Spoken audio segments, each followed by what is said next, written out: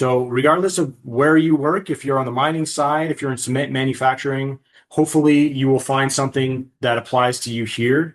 And, I'm hoping to address your specific questions as we go through the whole process here. So keep in mind, good dust collection starts with an understanding of the material flow, because every major transfer point, crushing, grinding, storage step can create emissions.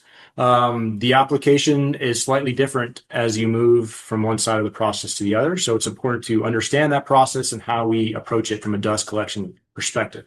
So, a lot of dust collection problems happen when a system's selected around just generic airflow sizing instead of looking at the realities of the process, right? So the next few slides here, I'm going to map out where dust is generated along the process and how we can, connect that to our dust collection sizing and application, specifications to address your dust collection problems.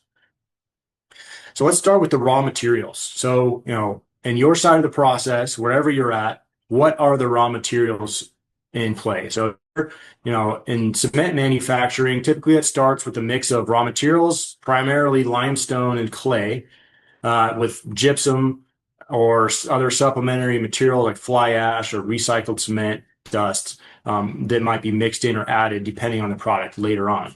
So it's worth taking a moment here to think about what am I dealing with in terms of raw materials? What is the dust at my part of the process? Because each material behaves a bit differently in the dust collection system. So some materials, maybe in the crushing process, are coarse and abrasive. That dust is treated a little bit differently than a really fine dust or a hot dust that might happen later on in the process and might be more prone to carry over, floating around the facility or the site, building up on your equipment and your floors and so forth. So this is one thing that we look at, and one reason why filter media selection, air to cloth ratio, hopper and hood design, discharge equipment, all these things that we look at need to be tailored to accommodate the specific material. And we're going to talk about some of those things in more detail later. But understanding the raw material helps explain why, cement dust isn't just one single dust type, and explains why, the solution to the dust problem at your process might differ from one side of the process to another, depending on the material you're using. So now let's look a bit at the cement manufacturing process. And this might be, very fundamental or obvious to some of you who live this process day in, day out.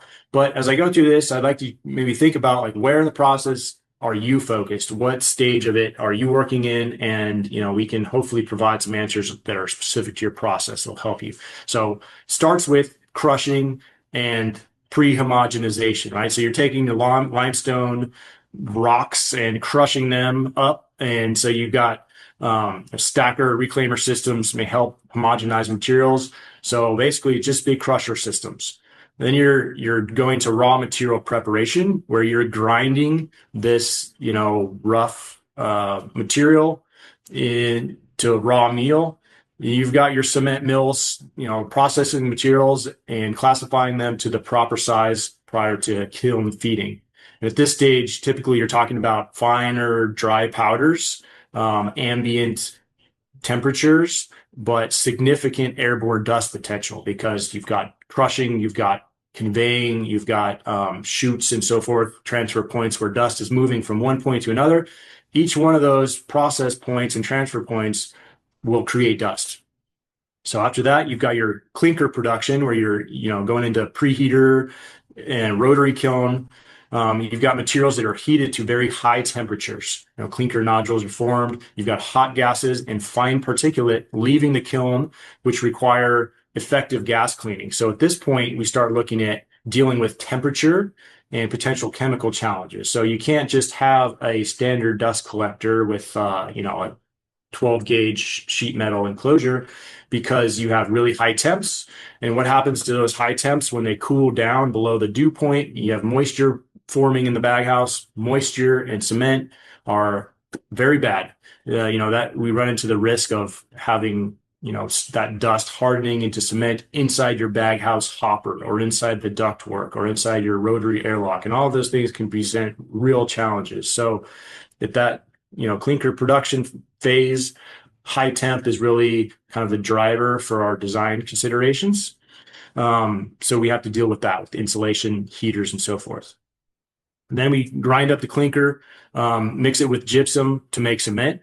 The final cement fineness is tied directly to your product quality, right? So we want to make sure that we're collecting dust that and not product off the line. So it comes down to hood and duct sizing and so forth. Grinding, conveying stages produce a lot of dust as well. So anytime you have a classifier or shaker or things like that where you're moving around your product, you're dumping it onto a conveyor belt. Every one of those points is going to create dust. So you need a properly designed capture hood. You've got to have properly designed ductwork, and you have to have a dust collection system that's sized and designed for that stage. And then finally, you've got your packaging and loadout where you're, pouring your product into a train car, or a truck car, or into super sacks or packages or something like that. Those are, of course, really, common places for dust to be created. So all those transfer points and loadouts and stuff need their own specific dust collection, design around them. Next slide, we can take a look at the same process with a little more visual detail. So you can see from limestone extraction, crushing, through raw meal preparation, preheating, kiln processing, clinker cooling, final grinding and sizing, and then packaging and shipping, right?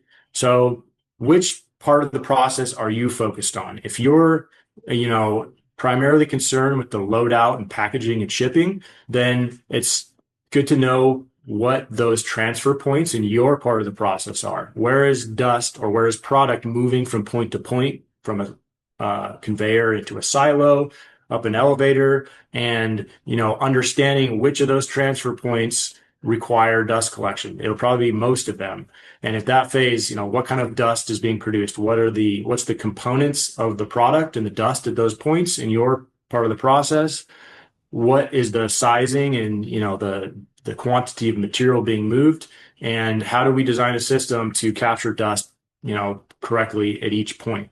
So the best designs for dust collection follow the material and gas stream. So it's not a one size fits all template. Depends on which part of the process we're in, because you've got all these variables, right? The dust raw material content. We've got the dust particulate size. Is it fine? Is it coarse? What's the temperature? All these things come into our system design. So when you come to us to help you with your system, those are the first type of things that we'll start to ask. Where in the process is it? What's the material? You have info on kind of the material size, the temperature, and so forth. So major dust sources in cement plants. So every part of the process has its own, typical dust producing points. So the biggest dust points are, so we've got quarry and crushing operations, right? You have typically you're dumping raw material, rocks, and, very coarse material into conveying systems. So every time that conveyor at the head box of the conveyor, or the tail pulley area where it dumps onto the other conveyor, you're going to have a dust plume. It's very common to see, a dust collection system going to those points, which is just a duct, like a straw into the box. So without much consideration of the vent design at that point, which is actually critical, because once dust escapes the enclosure and becomes airborne, it's much more difficult to deal with. It requires a lot more energy to collect and filter dust out of a large volume than it does to collect dust out of an enclosed area. The airflow requirements go through the roof. So each one of these points, similar approaches. So transfer points, loadout points, anytime dust or material is moving from a conveyor or being blown into a silo, all of these points, you can see where the visual emissions are. So in your part of the process, where do you see the emissions? You can probably walk your part of the process and find where your visible dust emissions are. Most commonly, they're going to be at all those transfer points. Again, kiln, exhaust, and cooler applications, they add some complexity because now we have hot product and hot dust. And so what happens when that's not done properly is you have the same type of dust emission problems, right? At every transfer point, you're going to have dust being produced if it's not captured properly. Now you have hot dust, which is settling in places and maybe cooling. You might see moisture and condensate. And then you have hard cement dust, around your process and your facility. And if the system isn't designed correctly, you'll have, moisture mixing with cement dust, and you'll have all kinds of problems. So that's why we like to look at these in kind of a process by process lens. So let's take a look at the mining process for a second. So, mining, we're starting with drilling and blasting, loading and hauling. So this is, out in the quarry or in the mine, you may not have dust collection. Usually the dust, ambient dusts, problems down in the quarry, on the roads leading up to your initial processing is done just by, putting water down on the roads and cutting down the, opportunity for dust to get kicked up by your trucks and stuff. But once you get to primary crushing, then we're looking at a dust collection system type of application. So you're getting rock crushed. It's creating dust. Usually it's very coarse dust. And, we might be looking at potential cyclone pre-separators or big baghouses that are sized very conservatively because they're heavily dust loaded. Secondary crushing and screening. Again, you're getting smaller and smaller particle size. You're looking at shaker tables and classifiers and so forth. So usually this type of equipment has its own kind of pre-configured out of the factory dust collection ports. So we're just running our ductwork to the shaker table, and we're going to meet your OEM specs for the size of that. But if not, we need to design a proper hood or a capture hood or something like that to capture the dust. Where possible, we want to be enclosing it so it's not just open air. Any escaped dust should be captured so that we can get it to the dust collection system. It doesn't float across your facility. Let's see, conveyors. Again, at this point, you're going to start using a lot of conveyors. You've got elevators, and there are basic design standards for how we create vent hoods and size ductwork and size the whole system around those points. So it's going to depend on the size and type of your conveying systems, the room available and the head box of your conveyors and so forth. But once we have a pretty good idea of what that looks like, we can design a system with pretty high confidence based around that. So when you first come to us, it's really helpful if you have a engineering layout or the drawings of that process so that we can, size and design the system to match it. Again, major dust sources in mining operations. Look at your operation. Where are you seeing the dust? And again, it's going to be material handling, transfer points, bag unloading, silo filling, where you're using screw feeders, conveyor transitions, transfer chutes, weigh hoppers, batching lines, enclosed loading stations. All of these are potential dust sources, and they all require some special attention. In this case, a lot of the special attention goes into the hood design and the ducting design. If we're talking about ambient temperature dust, the dust collection system itself, we size based on our standard sizing guidelines, but where the system, the make or break decisions come down to the capture point. Transfer chutes and conveyor transitions are especially important because they require, their enclosures, poor enclosure or bad airflow through those can really just let dust spread throughout your facility. So let's keep that in mind. Finally, so enclosed or underground loading stations also require special attention because if you're indoors, you have the ventilation balance to keep in mind. You also have operators. Oftentimes they'll be down there exposed to that. So if you're at a bulk loader, you're going to have an operator down there. You don't want him being dusted and exposed to, respirable dust. So if you're pulling dust collection air out of a facility, we also have to consider the balancing of the facility. So we don't want to have the doors slamming shut because we're pulling 60,000 CFM out of the facility and we're not recirculating it or making up that air. You can also be pulling dust in from outside. So that's usually we would look at recirculating air through the dust collector back into the building, or have some sort of a makeup air unit to make sure that the ventilation balance in the building is neutral. So think about your facility.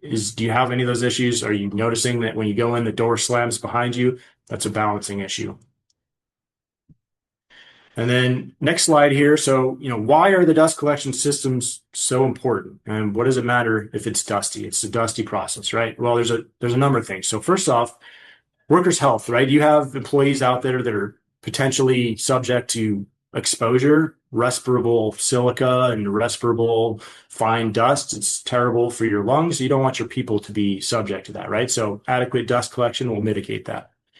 Equipment protection. You don't want your equipment being caked with cement dusts or prematurely failing because of design issues and so forth. It costs a lot of money. You're investing a lot of capital funds and putting this equipment up. You want your process to be up and running 99.9% of the time. You don't want unplanned downtime because your dust collector is clogged up or the duct work is full of dust and you need to replace it or open it all up. All of these things have major financial consequences for like a cement operation where you're trying to churn out product every day. Product recovery and cleanliness. Dust emissions, if there's dust all over the place, you may have product that's being contaminated by dust with material you don't want. So that's important. Environmental regulatory requirements. We all should be familiar with the basic MSHA and OSHA requirements, exposure limits, and so forth. So, plants have to comply with those requirements. If they don't, you run the risk of being shut down or paying fines and all kinds of things. So nobody wants that. And then overall, operating costs. So if you're an engineer and designing a system, you're going to have to submit your initial CapEx funding request. It's a big project expense up front. But overall, on top of that, you have your maintenance.